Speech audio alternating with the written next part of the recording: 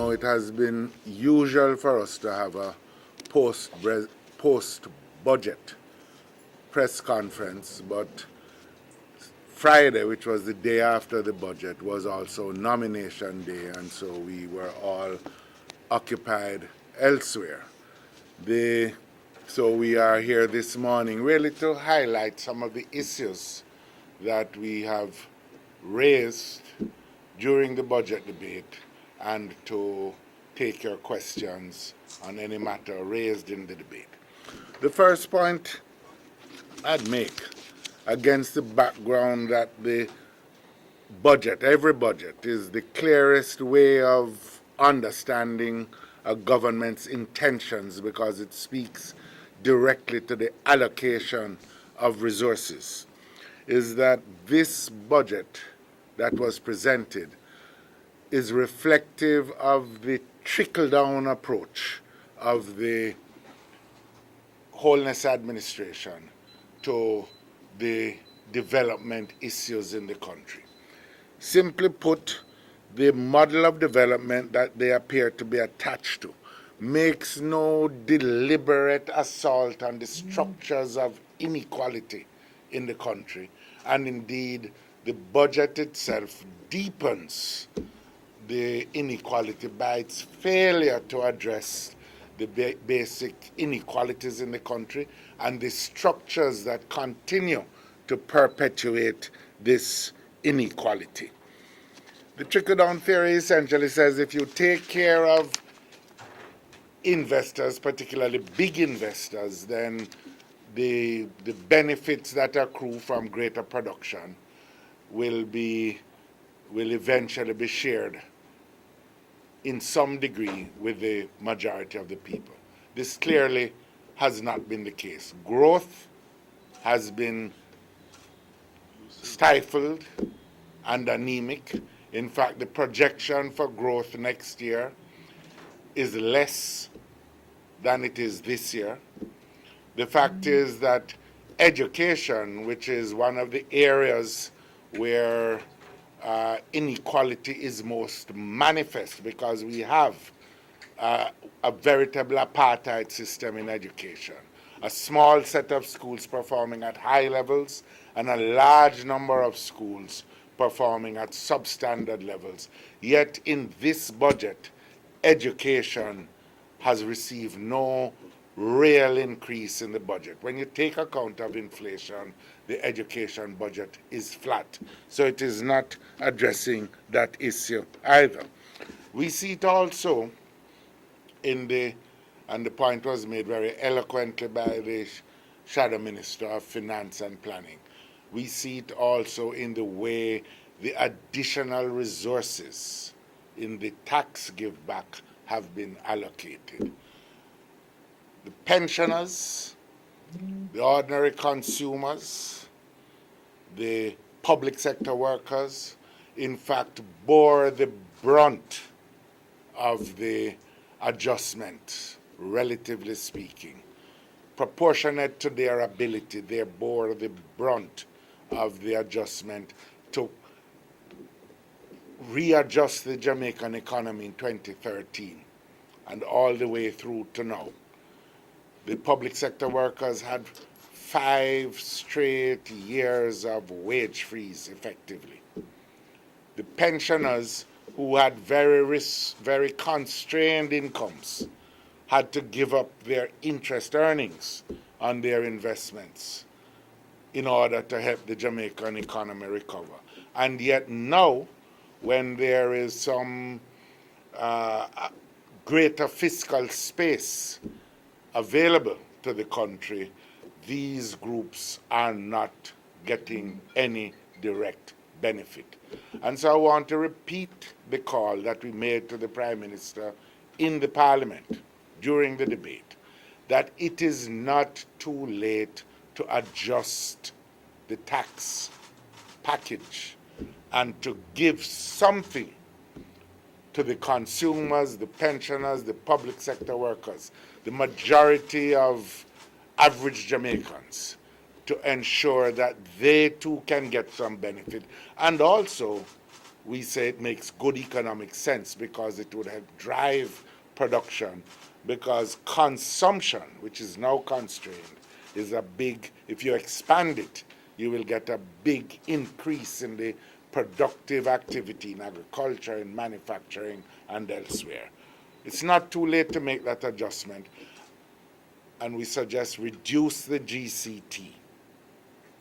And we are also suggesting that they should reduce the taxes on energy for two reasons. First of all, the price of energy is just too high. The price of gasoline in Jamaica now is higher when oil is at $58 a barrel than it was during the previous administration when oil on the world market was close to $100 a barrel. But secondly, we had raised the taxes on fuel, in part, in order to hedge, to buy insurance against future oil price rises. They have discontinued that hedge, and properly speaking, they should give back that tax to the public. And that would also be a boon to business. The small farmers who have to face huge transport costs in order to move their markets, their goods to market. The taxi operators who are having a difficulty making ends meet because their prices of gas, tires, everything is going up. They're not getting any fare increases, and it accounts for some of the mayhem on the roads. It makes good economic and social sense to reduce these taxes. I also want to highlight that in doing this and in arguing against trickle down and the structures that reinforce it, that reinforce inequality, we are not suggesting a departure from fiscal prudence. We're not suggesting that you must burst the budget and engage in deficit expenditure.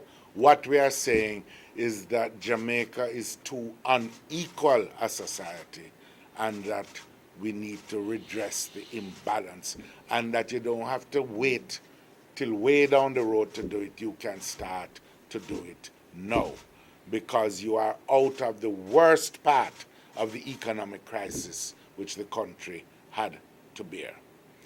There are some other issues that we had put on the table, which also deepens the inequality, and that is the issue of corruption and the misuse of public assets. What we demonstrated is that there is a pattern of behavior with respect to these public assets, which is very manifest in Bernard Lodge, but which was evident in the removal of farmers at Blue Mountain in St. Thomas. We have seen it also in parts of Manchester and St. Elizabeth, where the innovative and the enterprising among the majority of small business operators, in this instance in the agricultural sector, are being uprooted and lands are being transferred without advertising, without public tender, to a small handful of persons. We think this is wrong. We think it is a departure from the established rules which had been in place during the previous administration. And given the scarcity of land as an asset, and given the urgency of securing growth, it makes no sense at all to close down the enterprising who would add to the economic democracy in the country and the independence of the ordinary Jamaican, to transfer these assets to a small handful of persons. And so we want to re-emphasize the call that we made to the Prime Minister to reverse the Bernard Lodge transfer of lands now and give these Jamaican farmers who are demonstrating great initiative a chance to become full-fledged players in the Jamaican national economy. I also want to sound a note of caution. Did not raise it in the debate, but we are very concerned about the reports that we are receiving about transactions being undertaken in the Ministry of Education.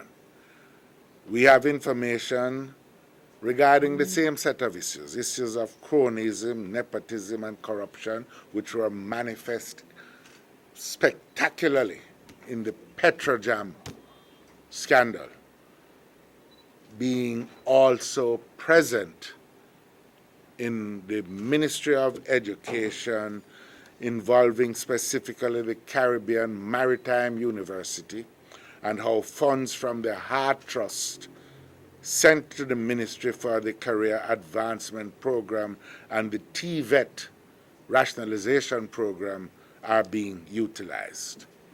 We are aware that politically connected persons have been employed as advisors, but are not doing any work, are not operational. This is a waste of taxpayers' money, and it must stop. We are therefore calling on the Auditor General to use her good offices to investigate all these agencies which have been involved in these questionable transactions and report to the Parliament and the Jamaican people what is happening to their money and expose those who are misusing public funds and lining their own pockets. Finally, I want to say something about the issue of contract workers. Well, two more issues. Issue of contract workers. The point is simply this. There are some who have made commentary on what we have said, who seem to believe that we are saying there is no place for contract work. We're not saying that. What we are saying is that where a person is in every other respect a full-time worker in an enterprise, working year after year after year, they should be given all the benefits and rights of full-time workers. This is not a unique situation to Jamaica.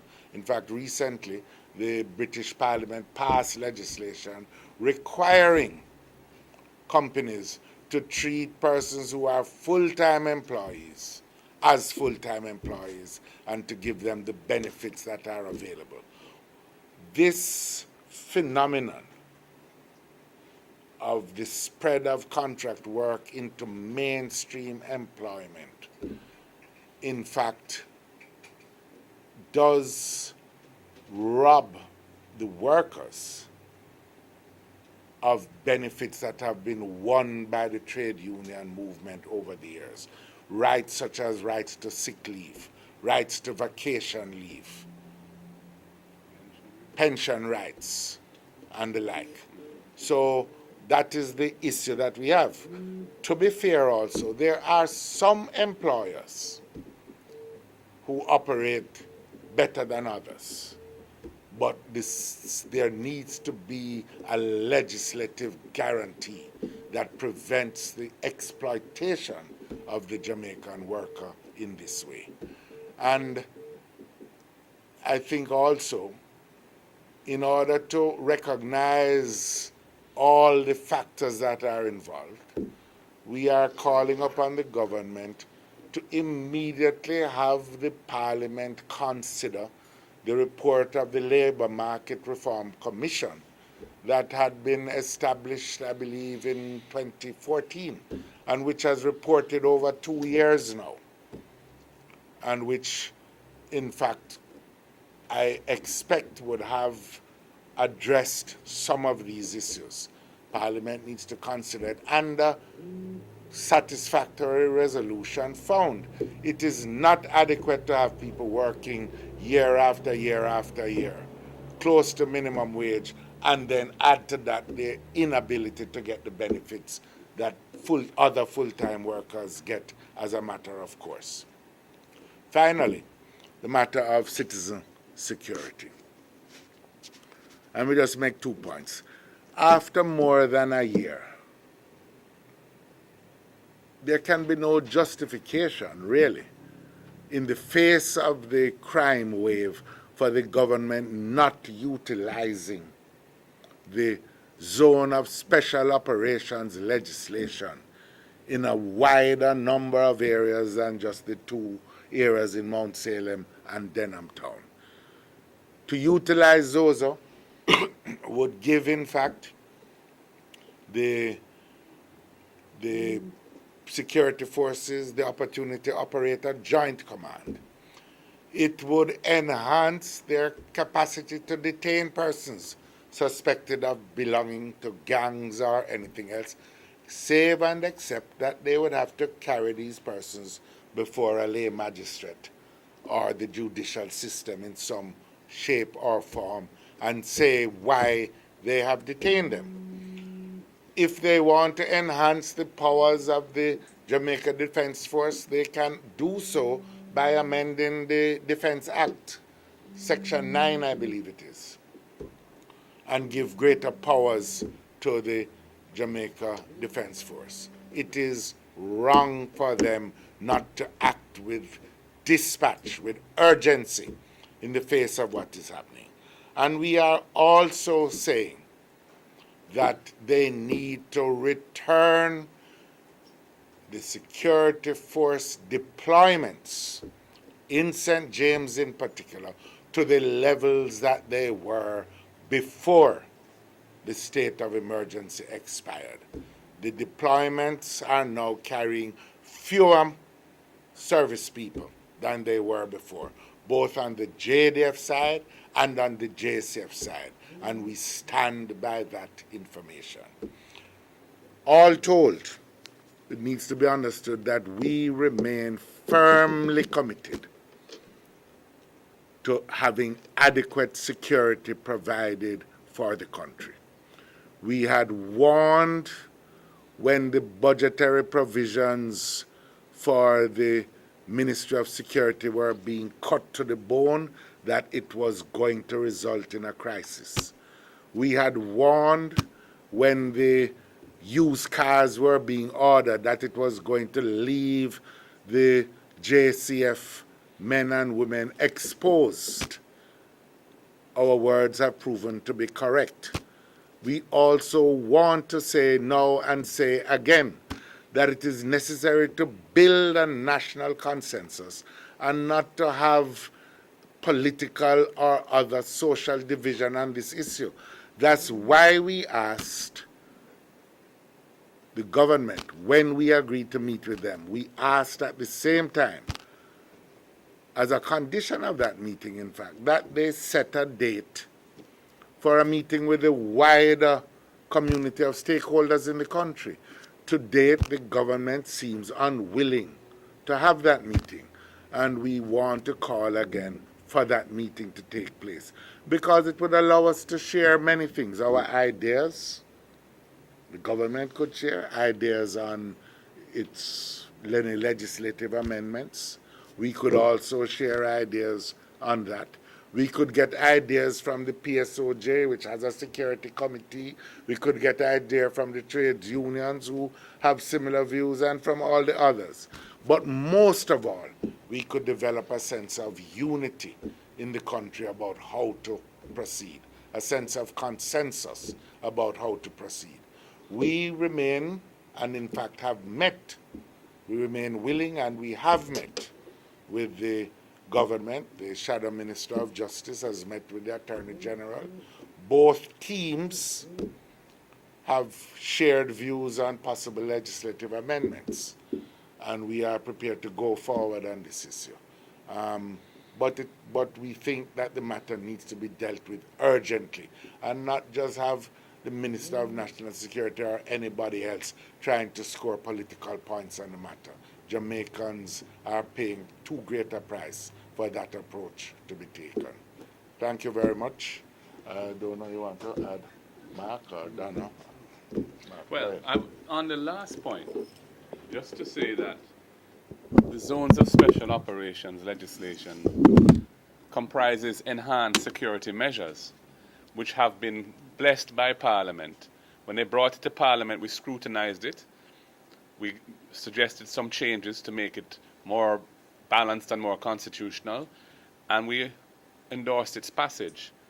It has not been used in the way we thought it would be used. It has been used in a very limited way. And where you have hotspots of crime that are flaring up, it is that legislation which should be the port of call. Admittedly, the social dimensions of it have a cost, and one can only roll those out in accordance with what resources are available. But don't deprive areas of security when you have a tool which is constitutional in our view and which is designed for that purpose. So we are calling for the zones of special operations to be used in the manner that they were intended to be used, which is to deal with hotspots where crime has flared up and bring security to the citizens there, as has been the case for Denham Town and Mount Salem.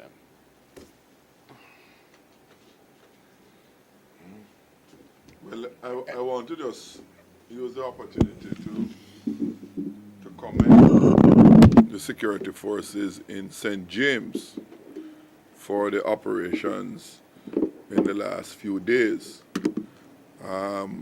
It is of note that the mastermind that was reportedly killed in that operation was never one person detained under the state of emergency for over a year. And one of those involved in it was detained and was released prior to the ending of the state of emergency. We have seen in instances in Westmoreland where the police have carried out effective operations in apprehending some of the persons gang leaders who are behind some of the killings that we have heard in recent times. And it underscored the point that you don't need a state of emergency for police effectiveness. What you need is intelligence to identify these perpetrators and to bring them to justice. We want that kind of approach to be properly resourced in terms of the assets, in terms of the human resource, not only in St. James, not only in Westmoreland, but in all other hotspot areas throughout the country. Do understand that you are never able to transform a society through repressing people. We have been oppressed since the time of slavery, and it has not contributed to any growth or development. The party feels very strongly that citizen security is of the highest importance. But at the same time, citizen empowerment is also important. And you cannot have a situation where you simply detain people arbitrarily, deprive them of their rights, and then you release them into the same conditions, perhaps even worse people into the same conditions. There are many persons who were detained in the state of emergency who were totally confounded about what they had done wrong. I heard a young man say, "But after being a criminal, why am I here?" And it's very important, I think, for the country to begin to look at what we gain. I know this might be controversial, but if you, after 1 year, within 1 month, you start seeing a flare-up, how can you call that success in real terms? What it shows is that you have suppressed the numbers, you have suppressed crime, but without the same conditions, you're going back to the same state. And that is why, as Mark said, and Mark was present at the meeting with the Attorney General and her team, we want to see the social impact also being developed, so that when you remove the violence producers from the community, which you do through proper targeted investigation, when they are removed, you have an opportunity to work on those remaining in the community, to let them see that there is in fact another way of life, so that when the violence producers return, they are actually outcasts. In the meantime, you carry out your investigations, you build the evidence against those who are actually can actually be implicated, and you have them placed before the court. That is how the justice system needs to work, because all of us need to feel that we are in a society that works for everyone and not just for a few. Chevron Campbell, Nationwide News. Dr. Phillips, you spoke to some issues in the education ministry regarding TVET, HEART, and the CMI. Can you expand on that a little bit, please? No, the essence of what I'm saying, as I said, there are persons who have been employed, politically connected persons who are not working, and they're getting paid and they're not working. That's our information, and we think that there are other issues involving the misuse of funds, but we are not the appropriate agency to investigate. So we are calling on the Auditor General to do those investigations. And on to another issue regarding the rejection of, as you say, trickle-down economics. Is that the economic model that is currently being utilized quite successfully in the United States, where there's record growth, record employment? Why does not work here? Well, there are 2 points I would make.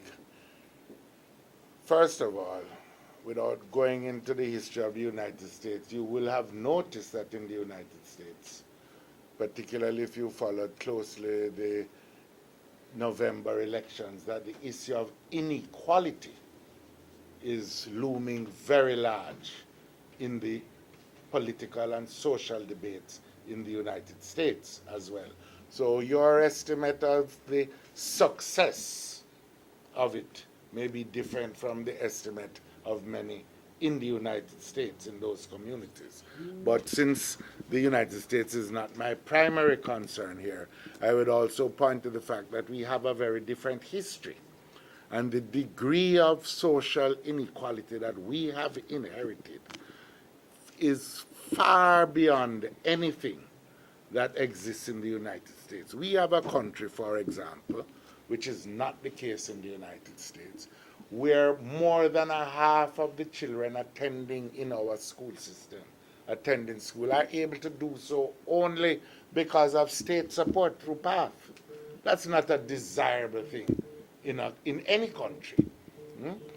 We have a situation where, according to the statistics, more than 60% of your labor force is operating at or close to the minimum wage. That is not the case in the United States either.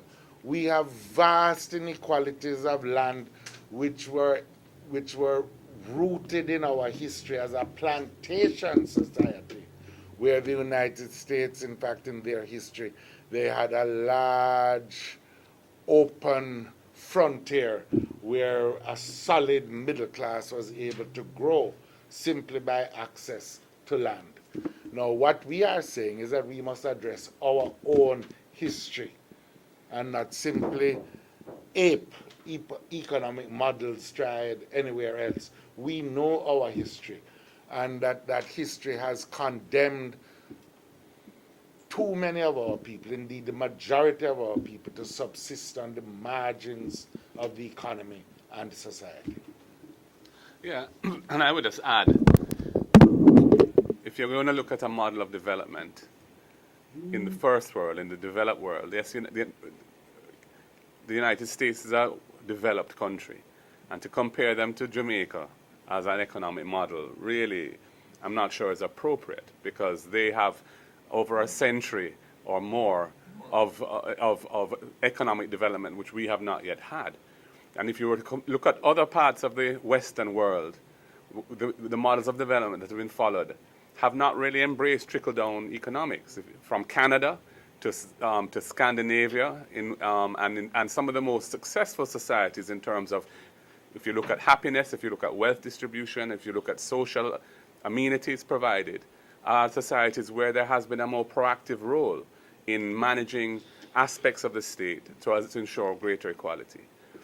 Now, even in the United States itself, there have been times in their history where they've had to abandon trickle-down economics and have a very proactive position for state intervention.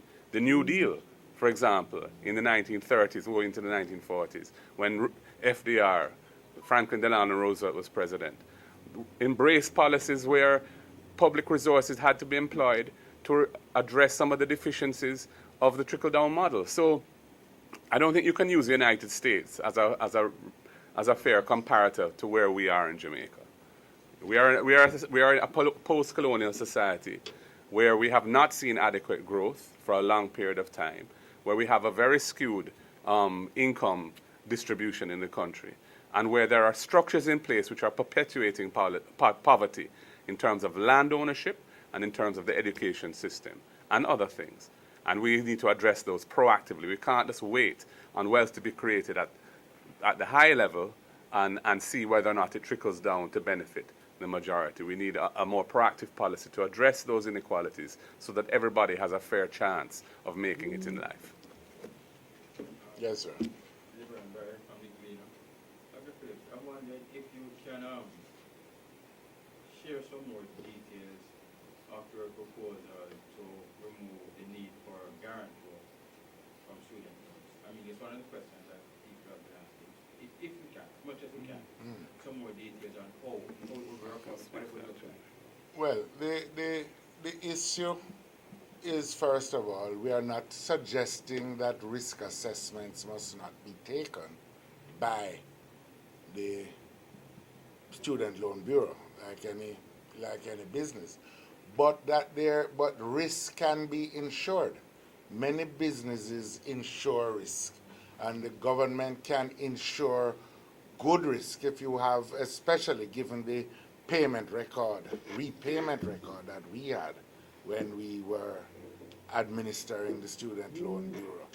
That shows that those not paying were very, very small component of the overall risk. But you could get more people going.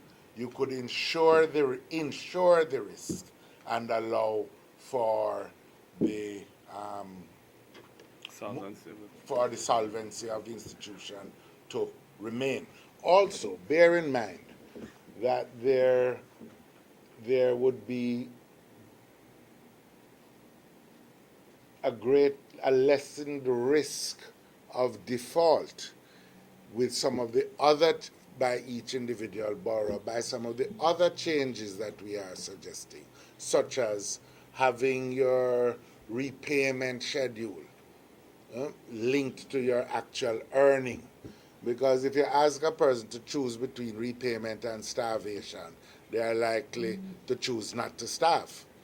And so, but they can repay over a longer period of time and still keep the organization intact. So those are essentially. And if I could just add, the Auditor General did a performance report for the period to 2016 of the Student Loan Bureau, which came before the Public Accounts Committee. And in reviewing that report, what became apparent is that if you look at the collections from guarantors over a 10-year period relative to the size of the Student Loan Bureau's loan portfolio, it is fairly minuscule. It is not having a meaningful impact on the solvency of the Student Loan Bureau. However, it is having a meaningful negative impact on access to student loans, especially for children from families without means who struggle to find guarantors. And we think that's fundamentally unjust for a state agency which is designed to ensure the financing of tertiary education for those who need it, to have a policy around credit which prevents the most needy from accessing those resources, especially given that as a matter of history and financial record, the guarantors are not significant. The guarantors and the enforcement of the guarantors are not a significant factor in the overall operating performance and solvency of the Student Loan Bureau. The Student Loan Bureau is deploying other means of collecting on its loans, which is ensuring collections, and they're quite assertive about it. And we think that if you adjust the loan repayment model to be more in sync with the capacity to pay of students going into the workforce and building their careers over time, you'll have far less delinquency. And in the meantime, the state will continue, as it has been, to ensure adequate funding to the Student Loan Bureau. We restored the solvency of the Student Loan Bureau by ensuring an allocation from the education tax to that body, which is providing roughly $2 to $3 billion of resources annually. That is ensuring that 99% of those who apply get a loan. The problem is those who are not applying because they can't meet the requirements of a guarantor. We think that's fundamentally wrong. We don't think it's necessary, and we think it should be abolished. I would add one other aspect of the plans that we have, which is to try to leverage the considerable resources in private institutions, also by the state providing some guarantees for those who may borrow. We have to develop a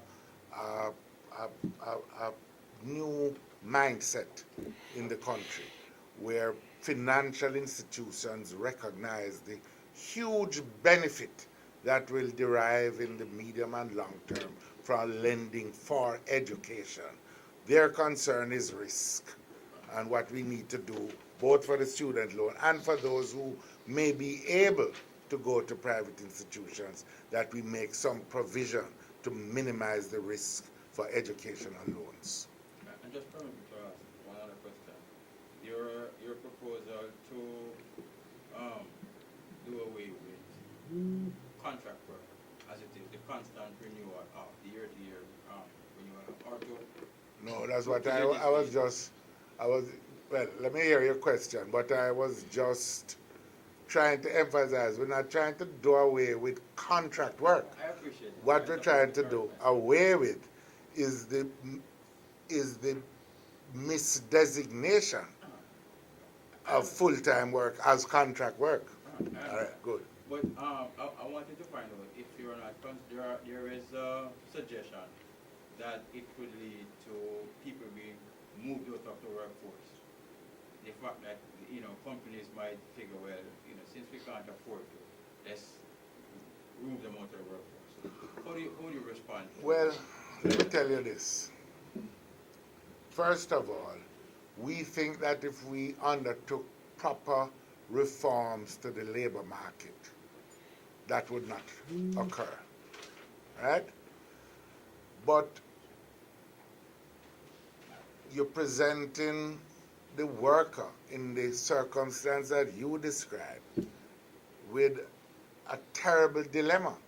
Because what you're saying to them is either work for starvation wages, come to the end of your working days, leave it for a life of poverty because you will have had no pension rights or anything, and that is a better option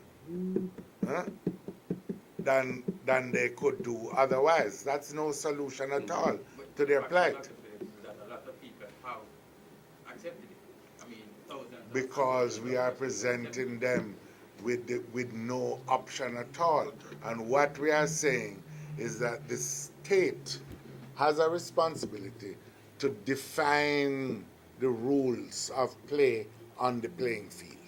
And those rules of play would require that they be treated as full-time workers. The issue is really not so much those wages, and many companies, in fact, one entrepreneur called me to say his operations, he employs people on contract for certain aspects of their operations, but that he gives a lot of benefits.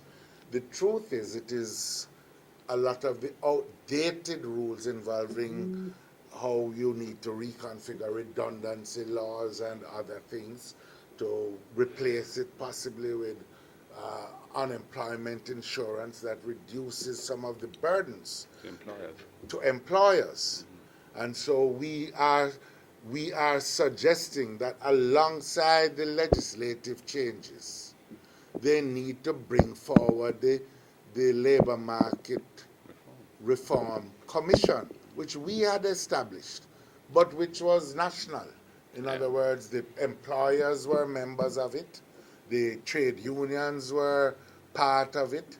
They had widespread discussions to avoid this very problem that you are identifying. Instead, it is being left, and the persons who are paying the greatest price for the inaction are the very workers who, many of them, are going to end up in the Golden Age homes and others places. If I might add, Leader, if you create a loophole that enables persons to avoid certain costs, they will exploit it, whether it be a tax loophole or it be a loophole in the employment laws. The point is that where persons are de facto, in reality, full-time permanent employees, they should not be deprived of the basic raft of rights that are attached to employment in this country. Other things have been done to encourage and incentivize employment, formal employment. The employment tax credit, which was introduced in 2013-14, where employers get an additional credit towards their tax for the amount that they have paid by way of payroll deductions in respect of employees, is one of the reasons why the unemployment numbers have improved. Because the law now incentivizes employment and incentivizes employing people on formal terms. We think that's the way to go. The way to go is not to facilitate the deprivation of workers' rights. The way to go is to have the labor market reform in the area of tax, in the area of redundancy, and every other area that touches on it, so that employers are incentivized to employ people and workers are incentivized to be employed with the benefit of the basic raft of rights that workers have fought for over decades. But when you commit to a time frame as to when these this group of workers can expect that you will bring an In our first term. No, man, in the very first term and in the very early years of that first term, we are studying the legislation now that has been brought in the UK and elsewhere. But I want to emphasize that we need an overall reform of the labor market. Now, there is it's maybe is a problem of perception. When a government, this one did it, in fact, recently, we did it also when we removed all duties on productive inputs. People say you are removing some of the costs of doing business. But when you say that you ought not to remove livability from the wage of the workers, because they are also essential to the productive process. People say, but you're putting business out of operation. The fact is, for effective production to take place and for the society to be based on a foundation of social justice, both employer and employee has to feel that they are being justly treated. And right now, the employees, many of them who are effectively full-time workers, and remember, these employees, they can be working 5 years and they would be told, because oftentimes it's a third company to which they are employed. And one day they have a dispute with somebody and they're just told, don't come back tomorrow.